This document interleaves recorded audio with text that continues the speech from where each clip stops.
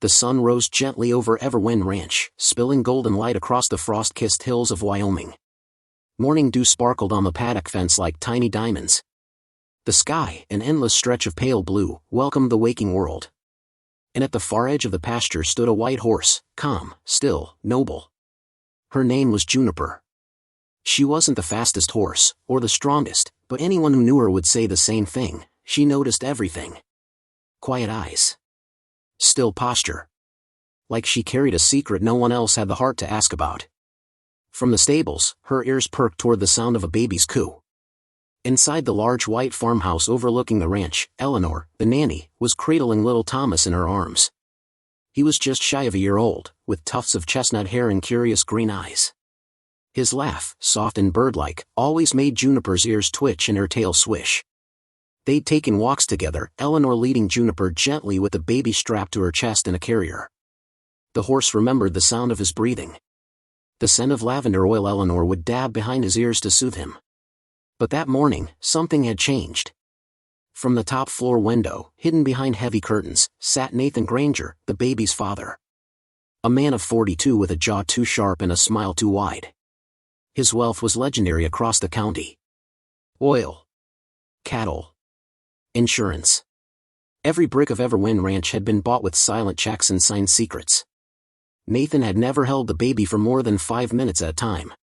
And truth be told, no one had seen the baby's mother in months. "You're not going to speak of this again, Eleanor," he said flatly over breakfast, sipping coffee with a dash too much bourbon. His voice was a gentle warning. "Not to me. Not to anyone." Eleanor's hands trembled on the porcelain cup.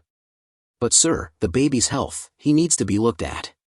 He's not eating well, and..." "I said it's handled." The conversation ended like a slammed door. Eleanor lowered her gaze and nodded. Juniper watched from her pasture. From the shadows of the veranda, where Nathan's black boots paced, she listened. The air grew cold. Too cold for spring. That afternoon, Nathan summoned a local doctor to the house. But the baby never left the nursery. Instead, the doctor signed a birth certificate's duplicate, an odd request, and took his envelope of cash with a quick bow. By evening, Nathan called Eleanor in for one last walk with Thomas. It was a quiet affair. No kisses goodbye. No baby toys left out. Nathan led her toward the barn under the pretense of seeing Juniper. Said the horse had been restless. Said he wanted the baby to grow fond of the animals like any boy should. Said nothing when he took the child into his own arms. Juniper watched from the far side of the corral. Something in the man's gait was off. He wasn't gentle. He wasn't curious. He looked calculating. And then came the scream. Not the baby's. Eleanor's.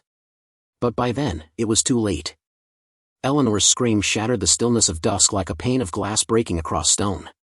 The ranch hands rushed to the barn, mud splashing under their boots, but when they arrived, Eleanor was alone, knees on the hay-covered floor, arms empty, tears streaking her cheeks like war paint. Juniper, the white horse, stood a few paces away, alert and trembling, her hooves shifting nervously. Nathan Granger was nowhere to be found. "What happened?" barked Clyde, the old stablemaster, glancing between Eleanor and the open barn door. "He took him," she gasped. "He said he wanted to hold him, but then he walked out, he just walked out." One of the hands ran toward the tree line, while others searched the perimeter.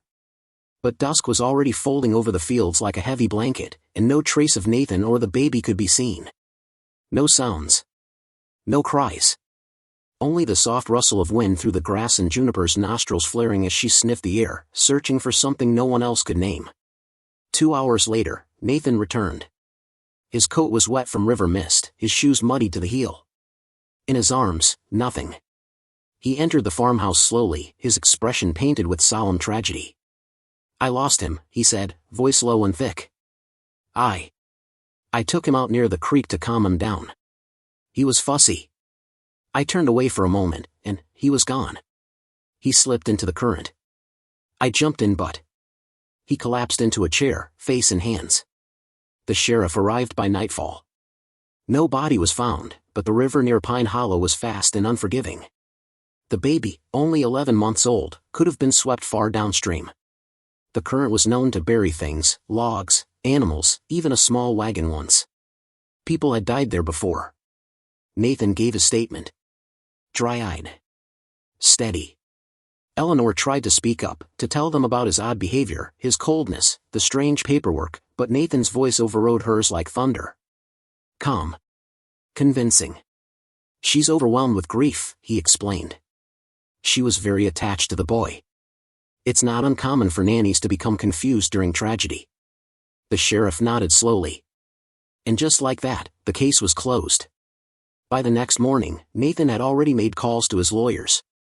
The insurance policy on the child had been filed just 3 months prior, for protection, he'd claimed. A life insurance plan worth $1.2 million, naming himself the sole beneficiary.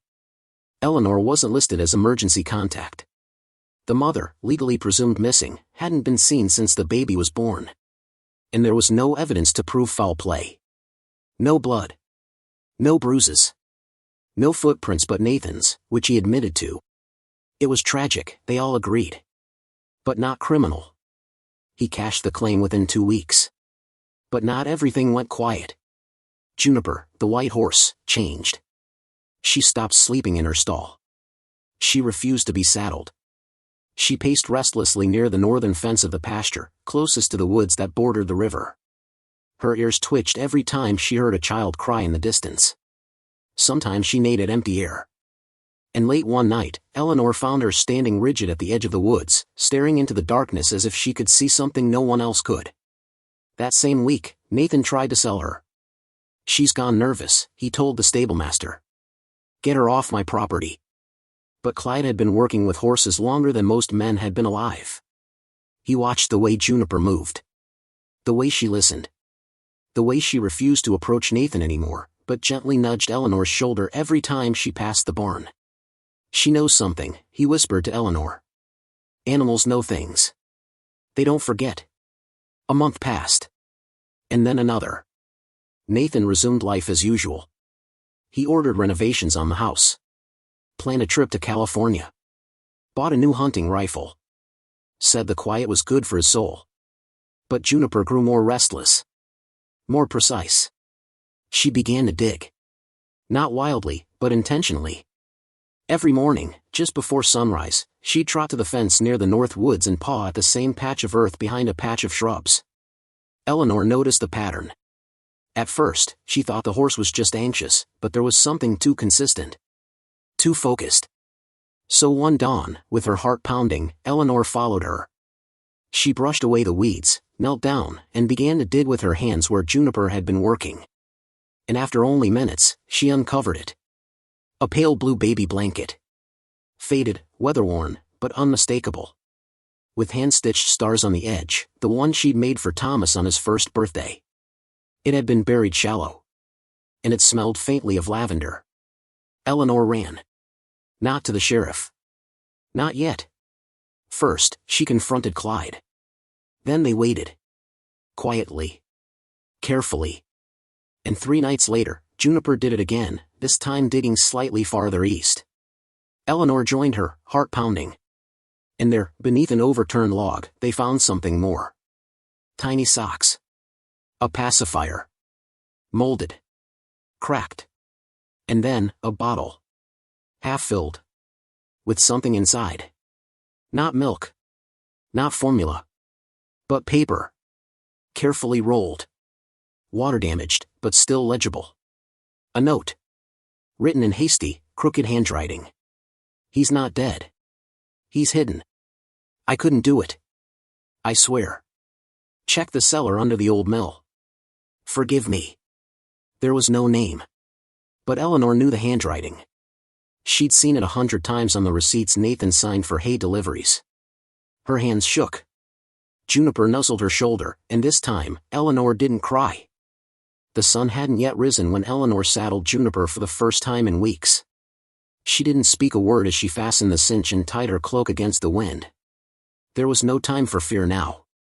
The truth was close, closer than it had ever been. The words on the torn bottle scroll still echoed in her chest like thunder. He's not dead.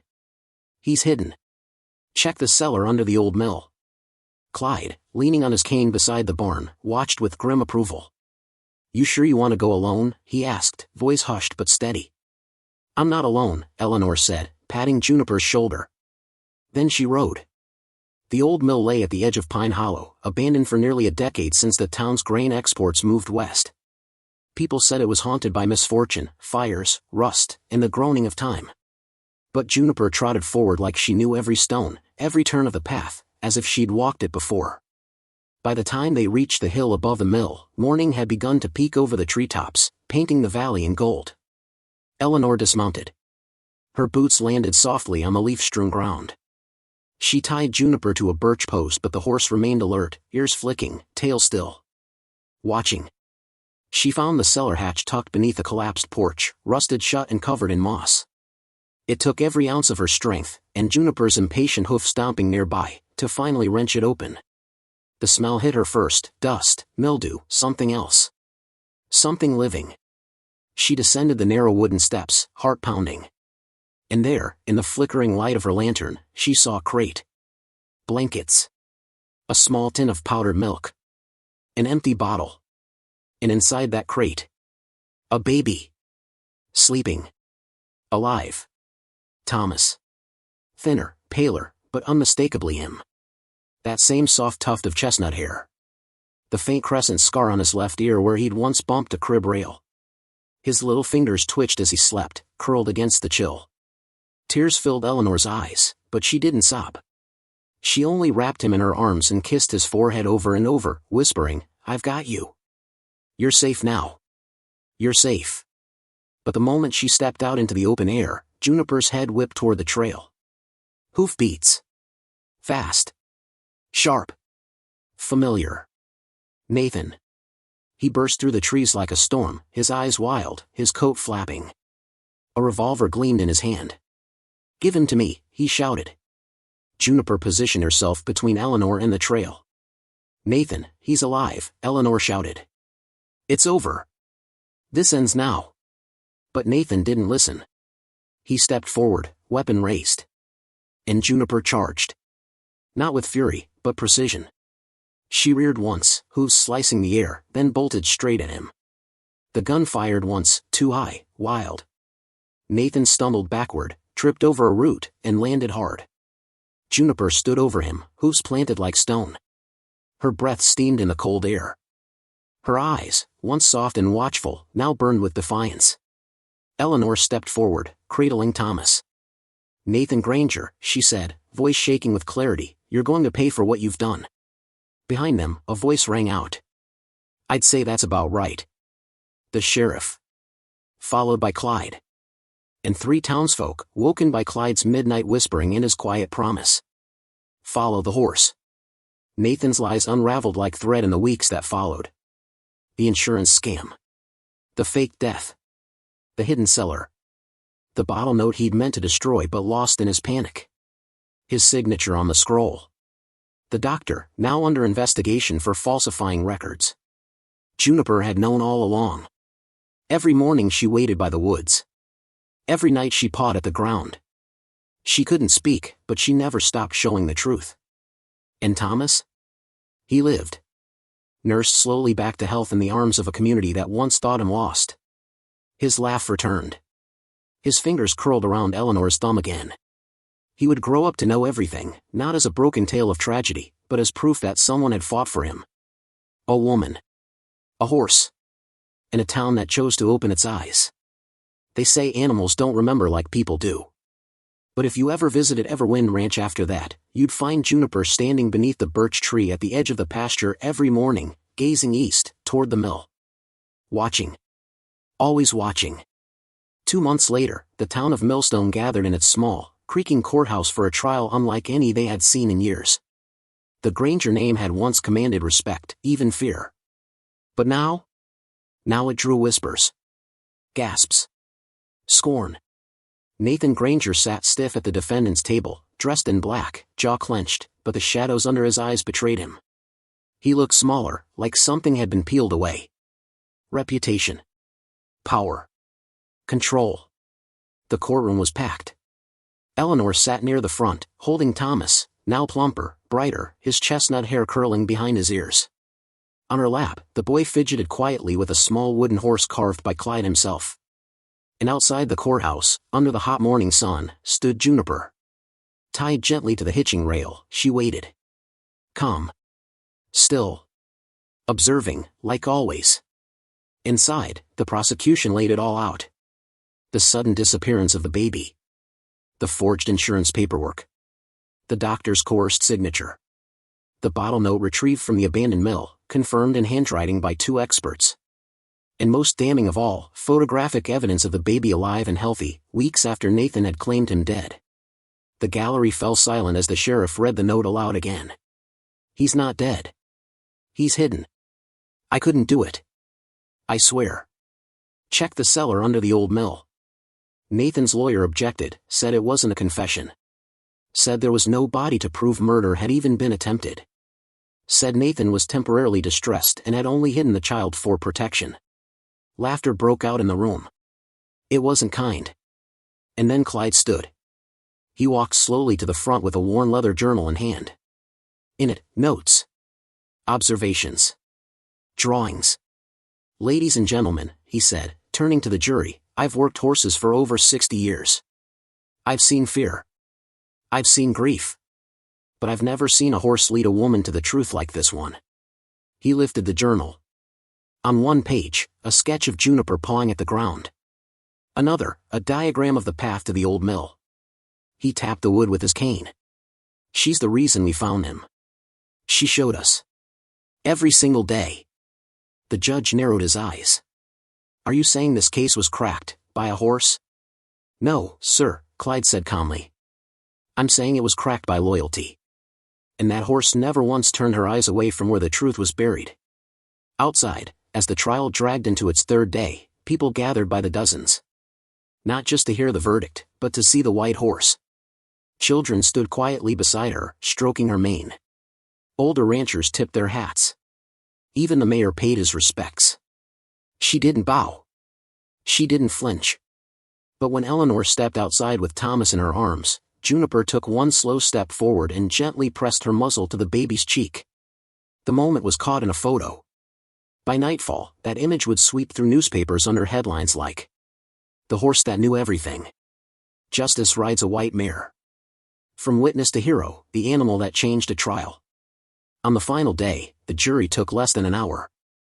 Nathan Granger was found guilty of insurance fraud, child endangerment, conspiracy to obstruct justice, and attempted murder by concealment. His sentence, 30 years without parole. He didn't look at Eleanor. Didn't glance once at the child he tried to erase. And as deputies led him past the courthouse doors in shackles, he paused, only once, when his eyes met Juniper's. She stood like a statue. He blinked. And for a moment, just a moment, his mask cracked. Because she remembered. She knew. And she had one. That night, the townspeople gathered under the stars for something rare, a dedication. Beside the stables at Everwind Ranch, they erected a small wooden sign. Nothing fancy. Just words carved by hand and placed in the grass where Juniper used to stand every morning and stare east.